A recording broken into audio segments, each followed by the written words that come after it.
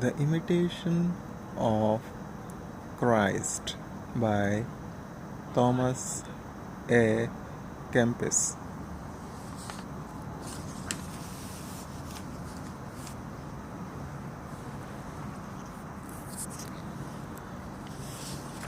Thomas A Kempis, 1380 to 1471.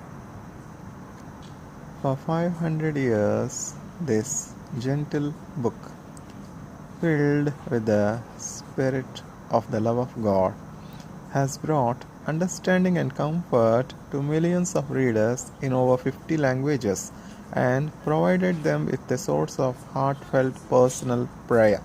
These meditations on the life and teachings of Jesus, written in times even more troubled and dangerous than our own, have become second only to the Bible as a guide and inspiration.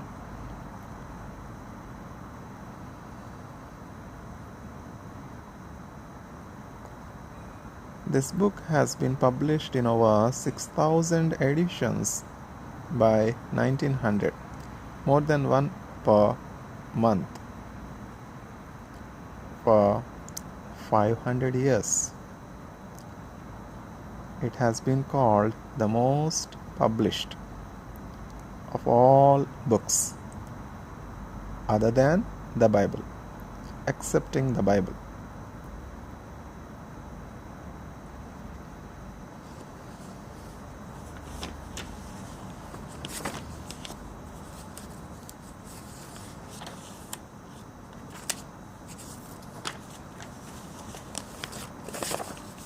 Book 1. Thoughts helpful in the life of the soul. The first chapter. Imitating Christ and despising all vanities on earth. He who follows me walks not in darkness, says the Lord. John 8:12. By these words of Christ, we are advised to imitate his life and habits if we wish to be truly enlightened and free from all blindness of heart. Let our chief effort, therefore, be to study the life of Jesus Christ. The teaching of Christ is more excellent than all the advice of the saints, and he who has his spirit will find in it a hidden manna. Now there are many who hear the gospel often but care little for it, because they have not the Spirit of Christ. Yet whoever wishes to understand fully the words of Christ must try to pattern his whole life on that of Christ. What good does it do to speak learnedly about the Trinity if, lacking humility, you displease the Trinity? Indeed, it is not learning that makes a man holy and just, but a virtuous life makes him pleasing to God. I would rather feel contrition than know how to define it. For what would it profit us to know the whole Bible by heart and the principles of all the philosophers if we live without grace and the love of God? Vanity of vanities, and all is vanity except to love God and serve him alone. This is the greatest wisdom, to seek the kingdom of heaven through contempt of the world. It is vanity, therefore, to seek and trust in riches that perish. It is vanity also to court honor and to be puffed up with pride. It is vanity to follow the lusts of the body and to desire things for which severe punishment later must come. It is vanity to wish for long life and to care little about a well-spent life. It is vanity to be concerned with the present only and not to make provision for things to come. It is vanity to love what passes quickly and not to look ahead where eternal joy abides. Often recall the proverb, the eye is not satisfied with seeing, nor the ear filled with hearing. Try, moreover, to turn your heart from the love of things visible and bring yourself to things invisible. For they who follow their own evil passions stain their consciences and lose the grace of God.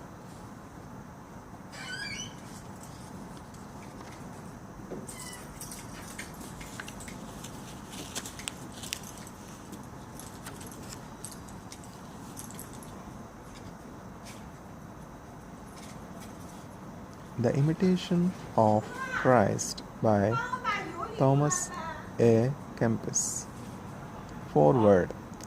In preparing this edition of The Imitation of Christ, the aim was to achieve a simple, readable text which would ring true to those who are already lovers of this incomparable book and would attract others to it. For this reason, we have attempted to render the text into English as it is spoken today rather than the cloudy, archaic terminology that encumbers so many translations of Christian classics. The result, we feel, has achieved a directness and conciseness which will meet the approval of modern readers. In the second place, we have made use of the familiar paragraph form, doing away with the simple statement or verse form of the original and of many translations.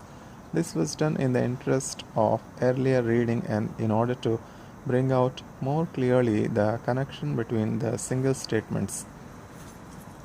No claim of literary excellence over the many English versions now extant is here advanced, nor any attempt to solve in further confusion the problem of the book's authorship. There is most popular at the moment ascribe the imitation to 2 or 3 men, members of the Brethren of the Common Life, an association of priests organized in the Netherlands in the later half of the 14th century, that Thomas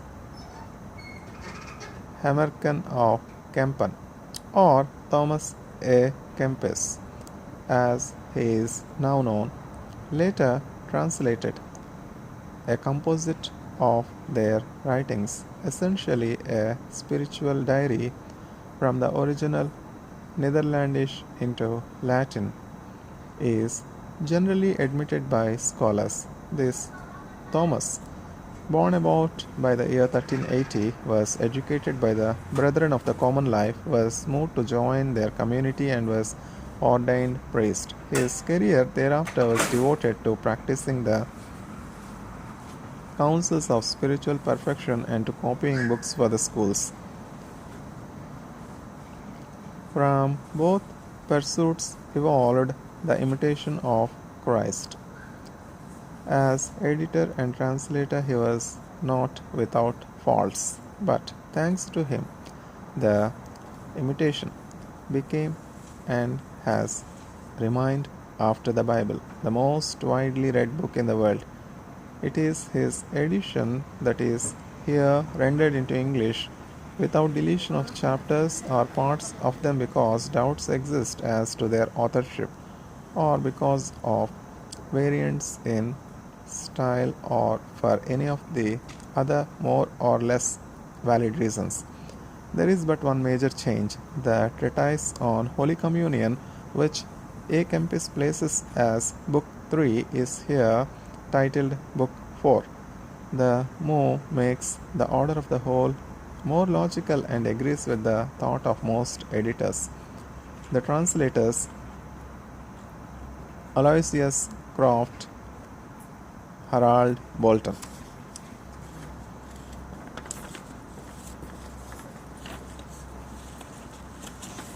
The Imitation of Christ by Thomas A Kempis, the second chapter. Having a humble opinion of self. Every man naturally desires knowledge. Aristotle, Metaphysics. But what good is knowledge without fear of God? Indeed, a humble rustic who serves God is better than a proud intellectual who neglects his soul to steady the course of the stars. Augustine Confessions. He who knows himself well becomes mean in his own eyes and is not happy when praised by men. If I knew all things in the world and had not charity, what would it profit me before God, who will judge me by my deeds? Shun too great a desire for knowledge, for in it there is much fretting and delusion. Intellectuals like to appear learned and to be called wise. Yet, there are many things the knowledge of which does little or no good to the soul. And he who concerns himself about other things than those which led to salvation is very unwise. And he who concerns himself about other things than those which lead to salvation is very unwise. Many words do not satisfy the soul, but a good life eases the mind, and a clean conscience inspires great trust in God.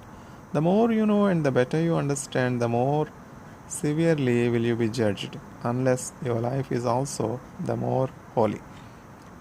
Do not be proud, therefore, because of your learning or skill. Rather, fear because of the talent given you. If you think you know many things and understand them well enough, realize at the same time that there is much you do not know. Hence, do not affect wisdom, but admit your ignorance. Why prefer yourself to anyone else when many are more learned, more cultured than you? If you wish to learn and appreciate something worthwhile, then allow to be unknown and considered as nothing. Truly, to know and despise self is the best and most perfect counsel. To think of oneself as nothing and always to think well and highly of others is the best and most preferred wisdom. Wherefore, if you see another sin openly or commit a serious crime, do not consider yourself better, for you do not know how long you can remain in good estate. All men are frail, but you must admit that none is more frail than yourself.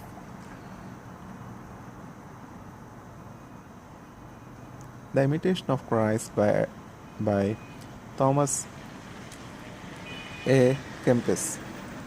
The third chapter. The Doctrine of Truth.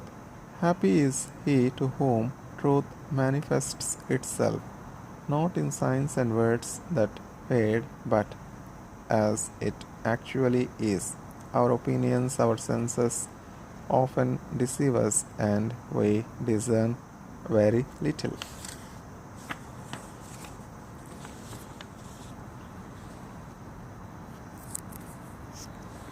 What good is much discussion of involved and obscure matters when our ignorance of them will not be held against us on Judgment Day? Neglect of things which are profitable and necessary, and undue concern with those which are irrelevant and harmful, are great folly. We have eyes and do not see. What therefore have we to do with questions of philosophy? He to whom the eternal word speaks is free from theorizing. For from this word are all things, and of him all things speak. The beginning, who also speaks to us. Without this word, no man understands or judges aright. He to whom it becomes everything, who traces all things to it, and who sets all things in it, may ease his heart and remain at peace with God.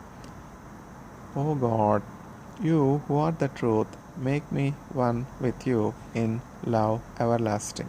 I am often wearied by the many things I hear and read, but in you is all that I long for. Let the learned be still. Let all creatures be silent before you. You alone speak to me. The more recollected a man is, and the more simple of heart he becomes, the earlier he understands sublime things, for he receives the light of knowledge from above. The pure, simple, and steadfast spirit is not distracted by many labors, for he does them all for the honor of God. And since he enjoys interior peace, he seeks no selfish end in anything. What indeed gives more trouble and affliction than uncontrolled desires of the heart? What indeed gives more trouble and affliction than uncontrolled desires of the heart? A good and devout man arranges in his mind the things he has to do, not according to the whims of evil inclination, but according to the dictates of right reason. Who is forced to struggle more than he who tries to master himself? This ought to be our purpose, then to conquer self, to become stronger each day, to advance in virtue. Every perfection in this life has some imperfection mixed with it. Every perfection in this life has some imperfection mixed with it, and no learning of ours is without some darkness. Humble knowledge of self is a surer path to God than the ardent pursuit of learning. Not that learning is to be considered evil, or knowledge which is good in itself and so ordained by God, but a clean conscience and virtuous life often ought always to be preferred. Many often err and accomplish little or nothing because they try to become learned rather than to live well. If men used as much care in uprooting vices and implanting virtues as they do in discussing problems, there would not be so much evil and scandal in the world, or such laxity in religious organizations. On the day of judgment, surely we shall not be asked what we have read, but what we have done. Not how well we have spoken, but how well we have lived. Tell me, where now are all the masters and teachers whom you knew so well in life, and who were famous for their learning? Others have already taken their places, and I know not whether they ever think of their predecessors. During life they seemed to be something, now they are seldom remembered. How quickly the glory of the world passes away! If only their lives had kept pace with their learning, then their study and reading would have been worthwhile.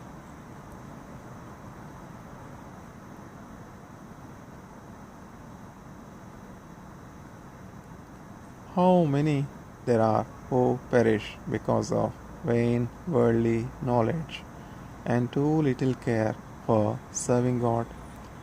They become vain in their own conceits because they choose to be great rather than humble. He is truly great who has great charity.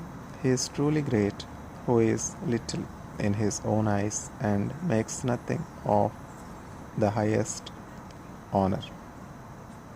He is truly wise who looks upon all earthly things as folly, that he may gain Christ. He who does God's will and renounces his own is truly very learned.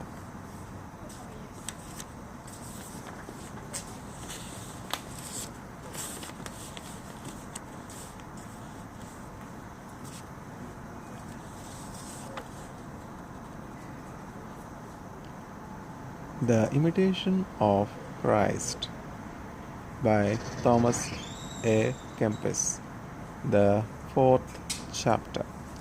Prudence in action.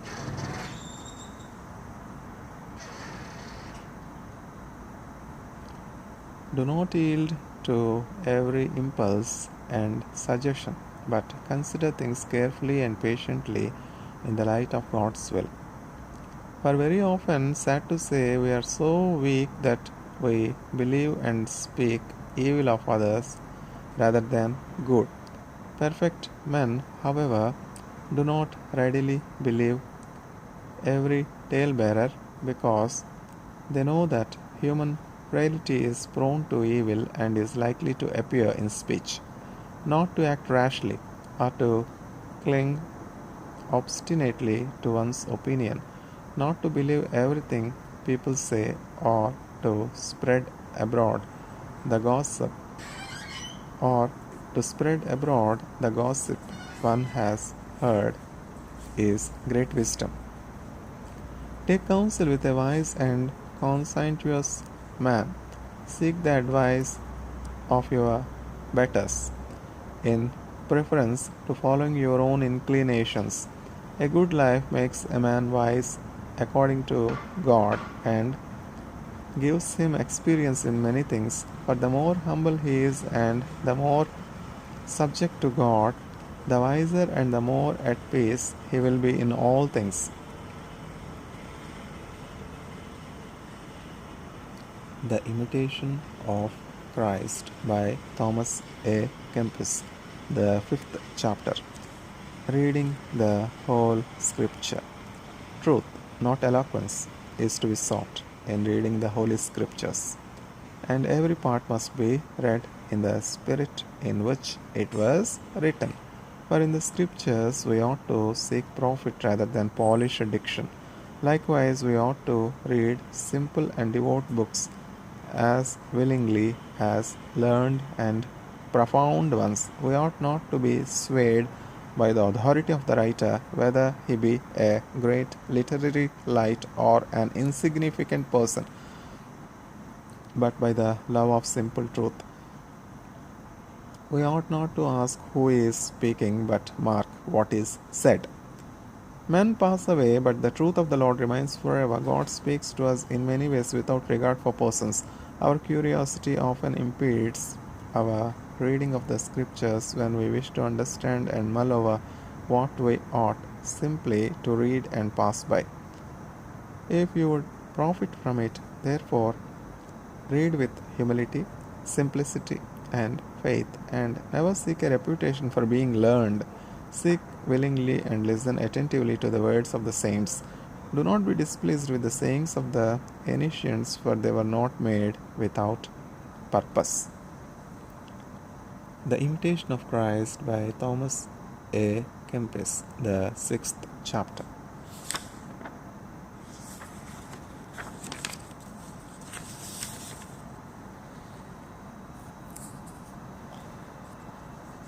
Unbridled affections.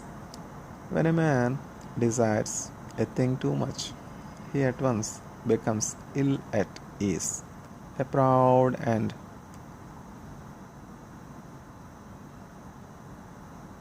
avaricious man never rests, whereas he who is poor and humble at heart lives in a world of peace.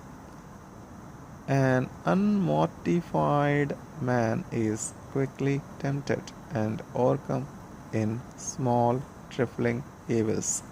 His spirit is weak, in a measure carnal and inclined to sensual things. He can hardly abstain from earthly desires. Hence, it makes him sad to forego them. He is quick to anger if reproved. Yet, if he satisfies his desires, remorse of conscience overwhelms him because he followed his passions and they did not lead to the peace he sought. True peace of heart, then, is found in resisting passions, not in satisfying them. There is no peace in the carnal man, in the man given to vain attractions, but there is peace in the fervent and spiritual man.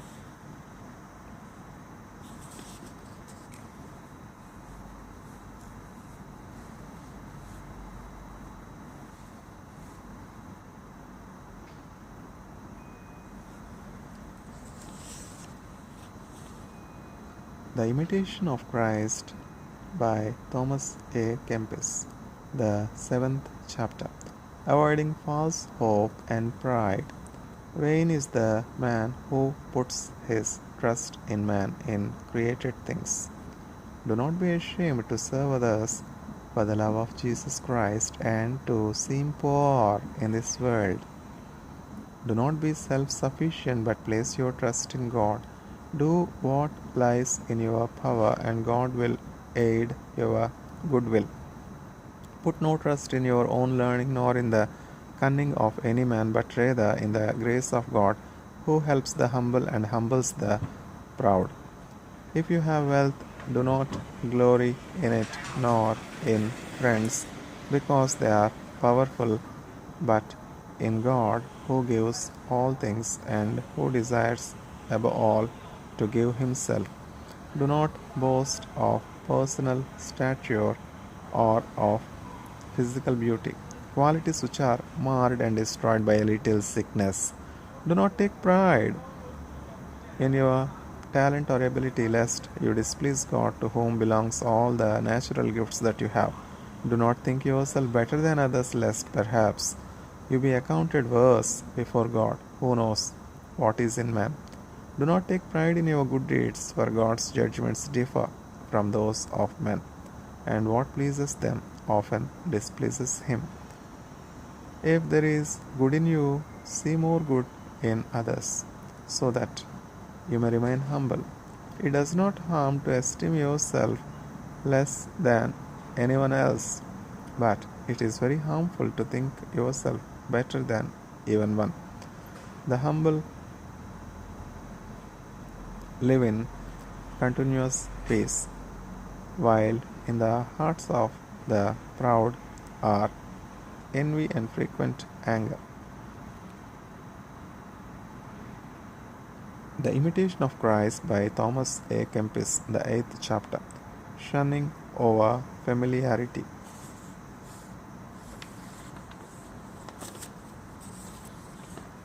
Do not open your heart to every man, but discuss your affairs with one who is wise and who fears God. Do not keep company with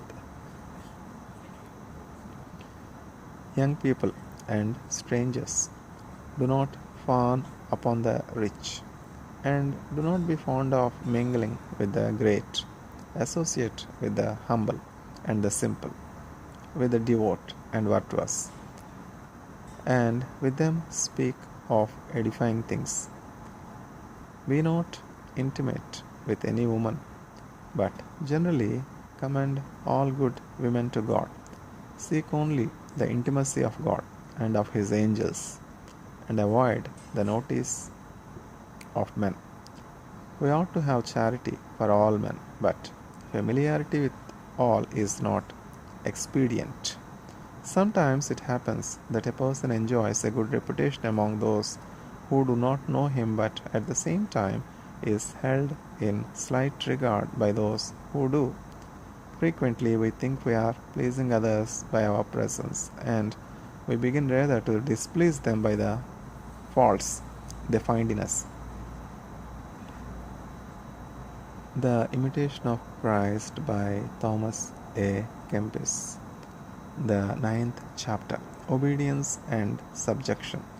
It is a very great thing to obey, to live under a superior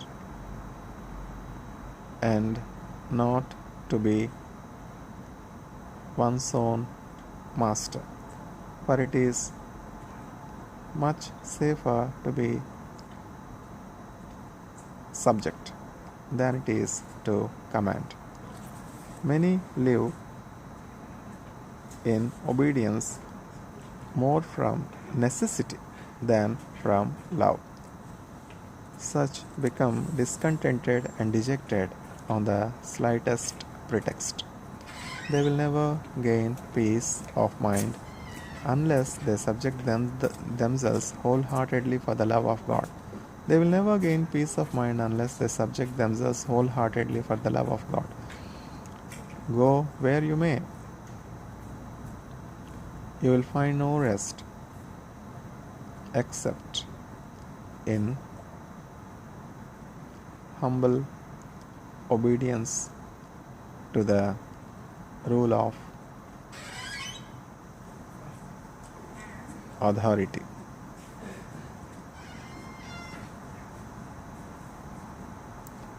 Dreams of happiness expected from change and different places have deceived many. Everyone, it is true, wishes to do as he pleases and is attracted to those who agree with him. But if God be among us, we must at times give up our opinions for the blessings of peace. Furthermore, who is so wise that he can have full knowledge of everything? Do not trust too much in your own opinions, but be willing to listen to those of others. If, though your own be good, you accept another's opinion for love of God, you will gain much more merit. For I have often heard that it is safer to listen to advice and take it than to give it. It may happen too that while one's own opinion may be good, refusal to agree with others when reason and occasion demand it is a sign of pride and obstinacy.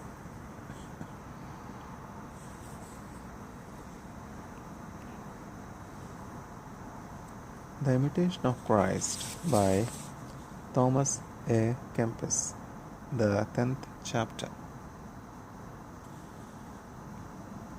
Avoiding idle talk. Shun the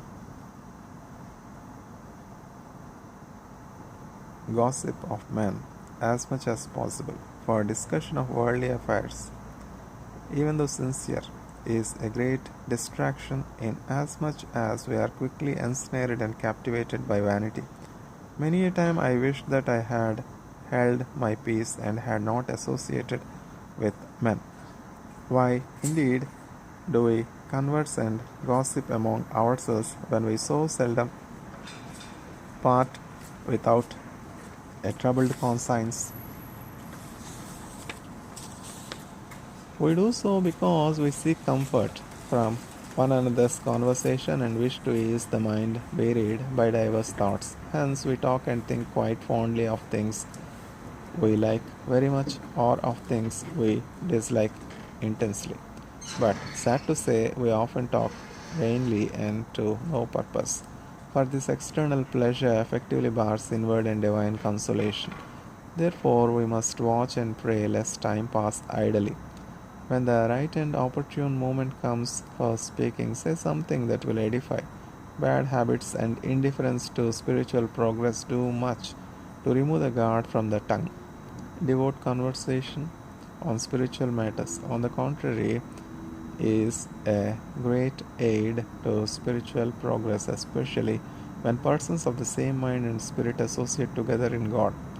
The 11th chapter, Acquiring Peace and Zeal for Perfection.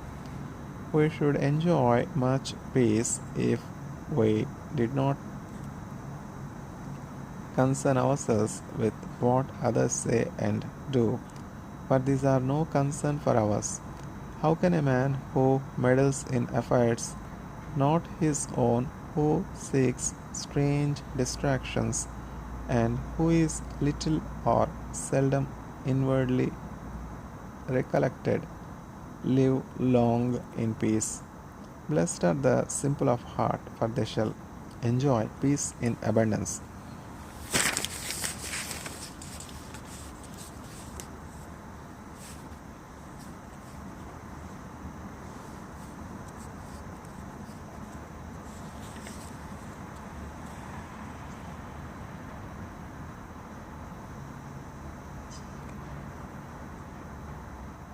Why were some of the saints so perfect and so given to contemplation? Because they tried to mortify entirely in themselves all earthly desires, and thus they were able to attach themselves to God with all their heart and freely to concentrate their innermost thoughts. We are too occupied with our own whims and fancies, too taken up with passing things. Rarely do we completely conquer even one vice, and we are not inflamed with the desire to improve ourselves day by day. Hence, we remain cold and indifferent. If we mortified our bodies perfectly and allowed no distractions to enter our minds, we could appreciate divine things and experience something of heavenly contemplation. The greatest obstacle, indeed, the only obstacle, is that we are not free from passions and lusts, that we do not try to follow the perfect way of the saints. Thus, when we encounter some slight difficulty, we are too easily dejected and turn to human consolations. If we tried, however, to stand as brave men in battle, the help of the Lord from heaven would surely sustain us. For he who gives us the opportunity of fighting for victory is ready to help those who carry on and trust in his grace. If we let our progress in religious life depend on the observance of its externals alone, our devotion will quickly come to an end. Let us then lay the axe to the root, that we may be freed from our passions and thus have peace of mind. If we were to uproot only one vice each year, we should soon become perfect. The contrary, however, is often the case. We feel that we were better and purer in the first fervor of our conversion than we are after many years in the practice of our faith. Our fervor and progress ought to increase day by day, yet it is now considered noteworthy if a man can retain even a part of his first fervor. If we did a little violence to ourselves at the start, we should afterwards be able to do all things with ease and joy. It is hard to break all old habits, but harder still to go against our will. It is hard to break old habits, but harder still to go against our will. If you not overcome small, trifling things, how will you overcome the more difficult? Resist temptation in the beginning and learn and unlearn the evil habit, lest perhaps little by little it lead to a more evil one. Resist temptations in the beginning and unlearn the evil habit, lest perhaps little by little it lead to a more evil one.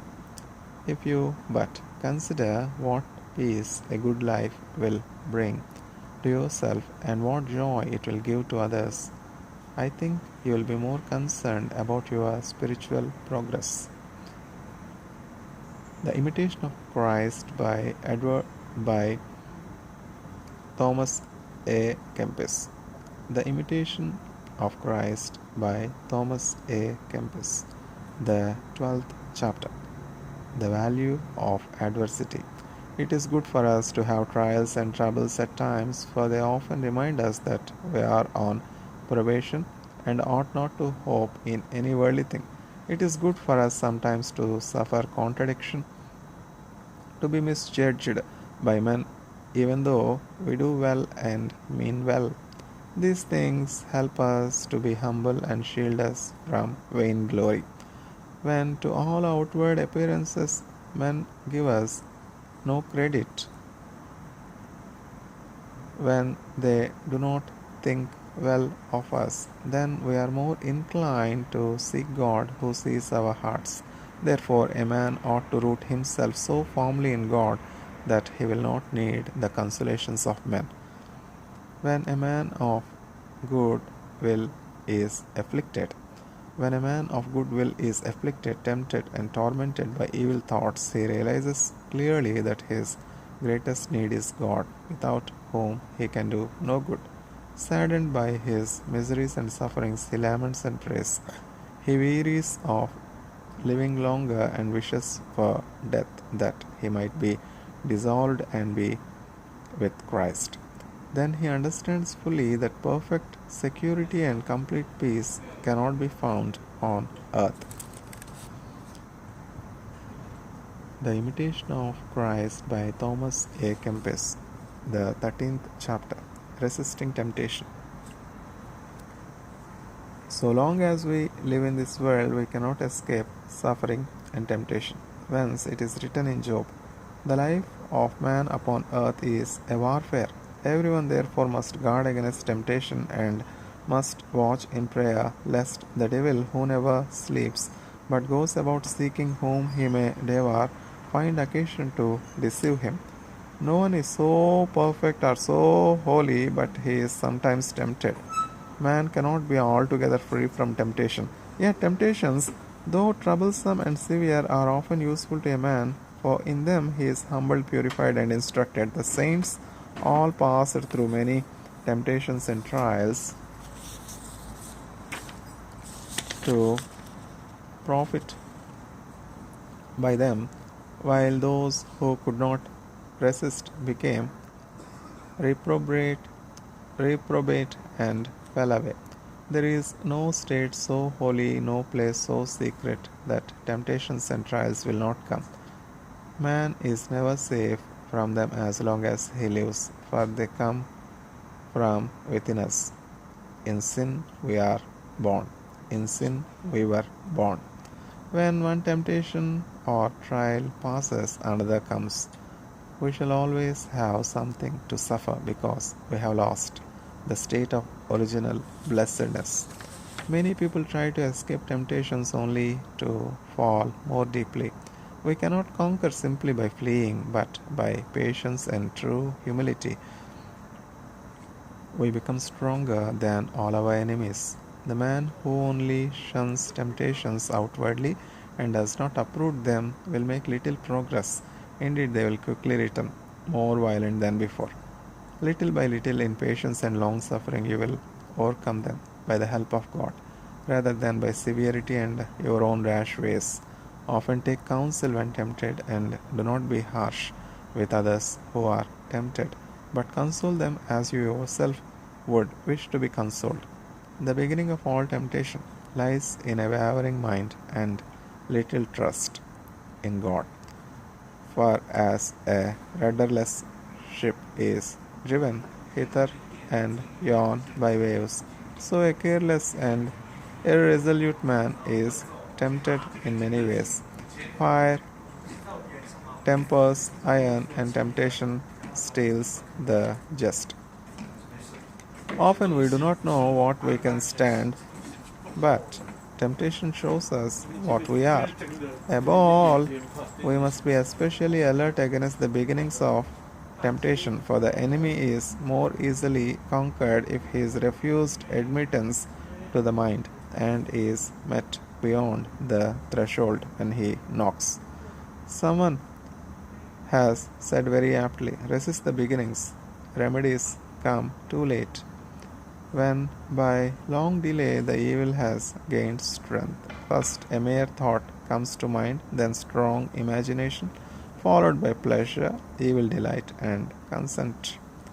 Thus, because he is not resisted in the beginning, Satan gains full entry, and the longer a man delays in resisting, so much the weaker does he become each day, while the strength of the enemy grows against him.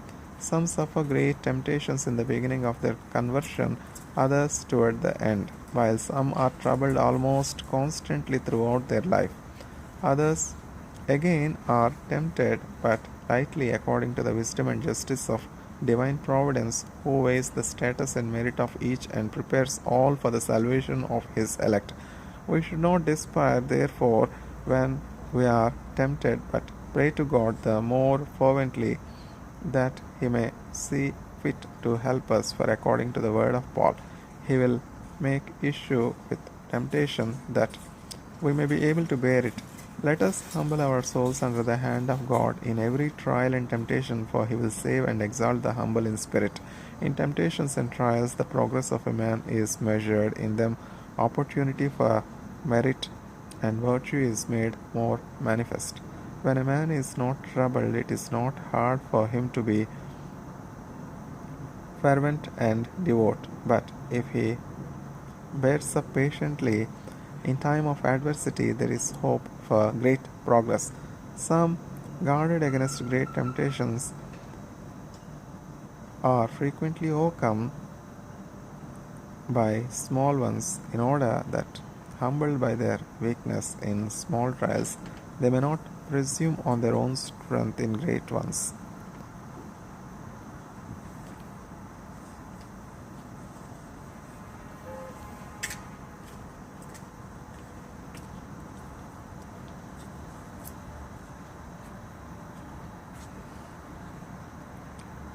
The Imitation of Christ by Edward McHenry. The Imitation of Christ by Thomas A Kempis.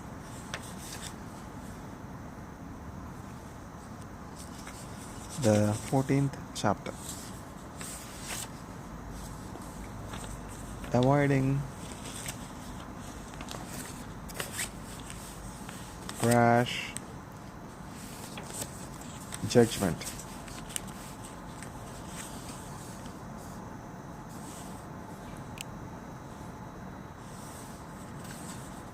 Turn your attention upon yourself and beware of judging the deeds of other men, for in judging others a man labors vainly, often makes mistakes, and easily sins.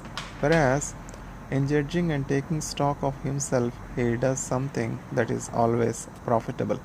We frequently judge that things are as we wish them to be, for through personal feeling, true perspective is easily lost.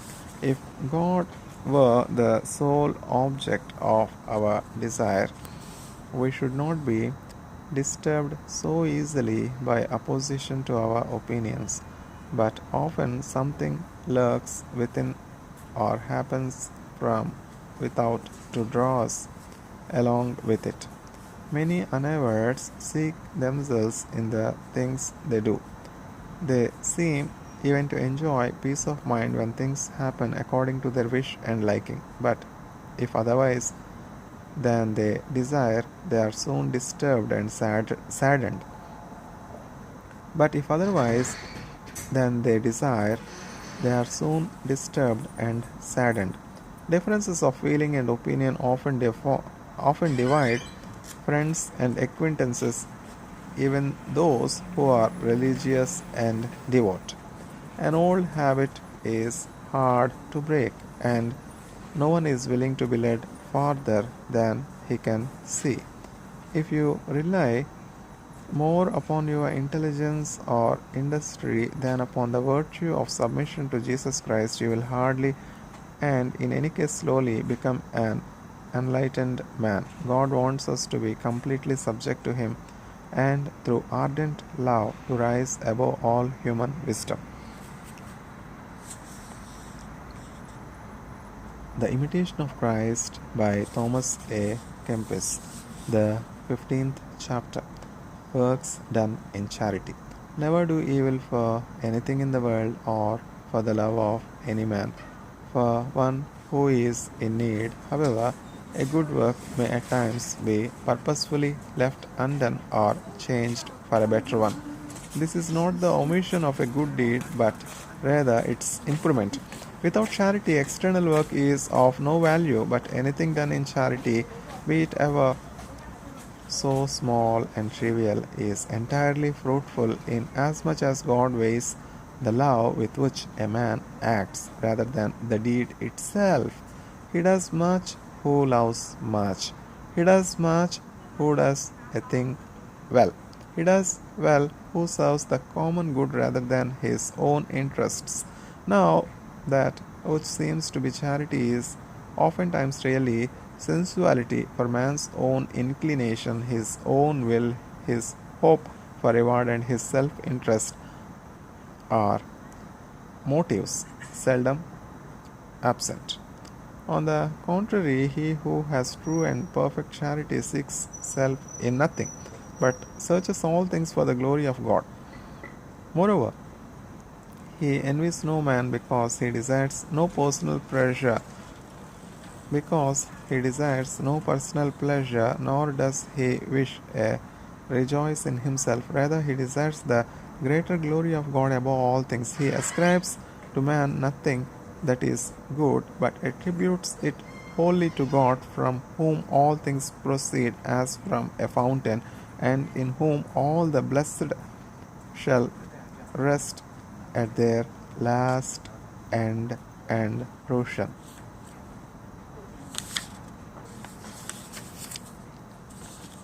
If man had but a spark of true charity, he would surely sense that all the things of earth are full of vanity.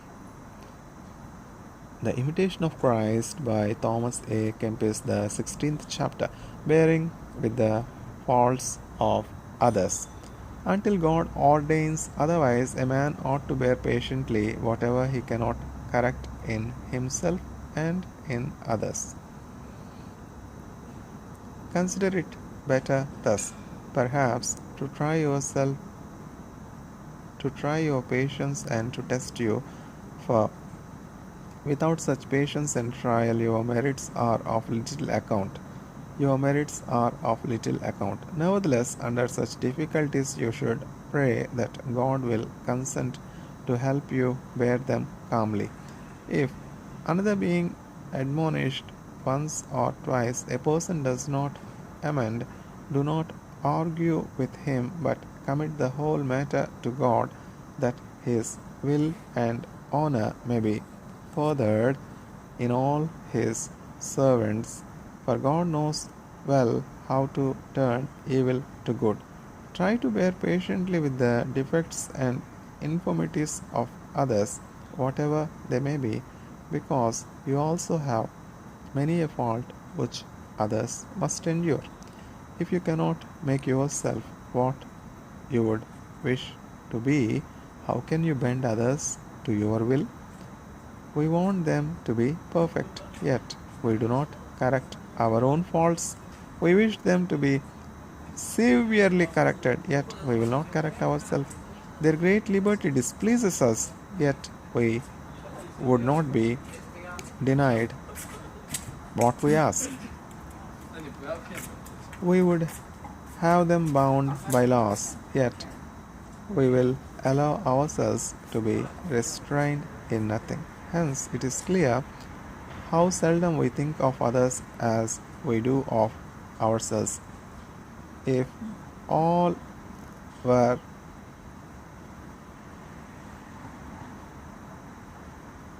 perfect,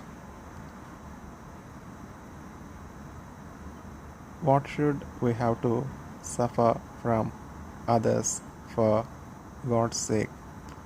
But God has so ordained that we may learn to bear with one another's burdens, for there is no man without fault, no man without burden, no man sufficient to himself nor wise enough. Hence we must support one another, console one another, mutually help, counsel and advise, for the measure of every man's virtue is best revealed in time of adversity. Adversity that does not weaken a man, but rather shows what he is.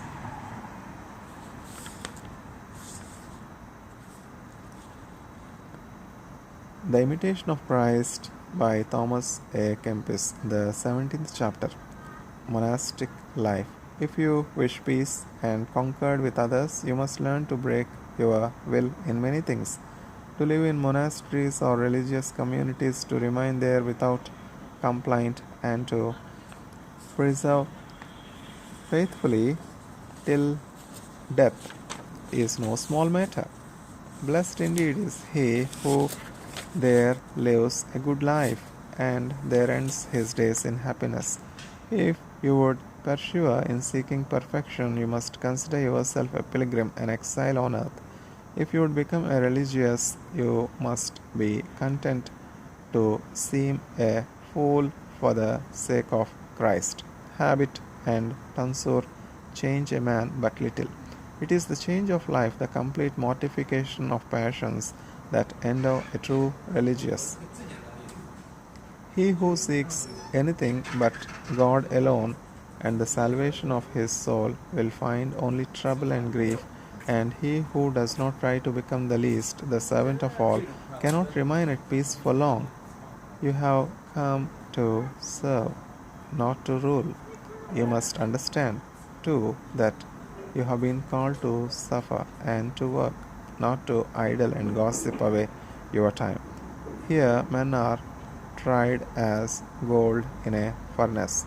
Here no man can remain unless he desires with all his heart to humble himself before God.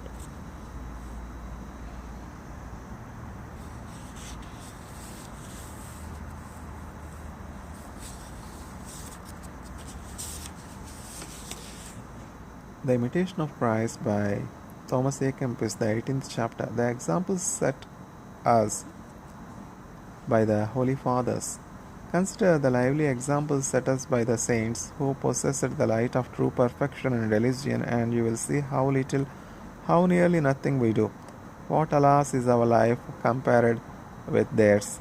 The saints and friends of Christ served the Lord in hunger and thirst, in cold and nakedness, in work and fatigue, in vigils and fasts, in prayers and holy meditations, in persecutions and many afflictions. How many and severe were the trials they suffered! The apostles, the martyrs, confessors, virgins, and all the rest who willed to follow in the footsteps of Christ. They hated their lives on earth that they might have life in eternity. How strict and detached were the lives the holy hermits led in the desert. What long and grave temptations they suffered. How often were they beset by the enemy. What frequent and ardent prayers they offered to God. What rigorous fasts they observed. How great their zeal and their love for spiritual perfection. How brave the fight they waged to master their evil habits. What pure and straightforward purpose they showed toward God. By day they labored, and by night they spent themselves in long prayers. Even at work they did not cease from mental prayer. They used all their time profitably. Every hour seemed too short for serving God, and in the great sweetness of contemplation they forgot even their bodily needs. They renounced all riches, dignities, honors, friends, and associations. They desired nothing of the world. They scarcely allowed themselves the necessities of life, and the service of the body, even when necessary, was irksome to them. They were poor in earthly things, but rich in grace and virtue. Outwardly destitute, inwardly they were full of grace and divine consolation. Strangers to the world, they were close and intimate friends of God. To themselves they seemed as nothing, and they were despised by the world, but in the eyes of God they were precious and beloved.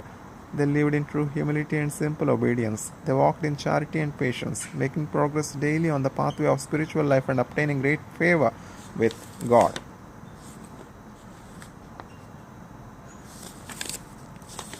They were given as an example for all religious, and their power to stimulate us to perfection ought to be greater than that of the lukewarm to tempt us to laxity. How great was the fervor of all religious in the beginning of their holy institution! How great their devotion in prayer and their rivalry for virtue! What splendid discipline flourished among them! What great reverence and obedience in all things under the rule of a superior! The footsteps they left behind still bear witness that they indeed were holy and perfect men who fought bravely and conquered the world. Today, he who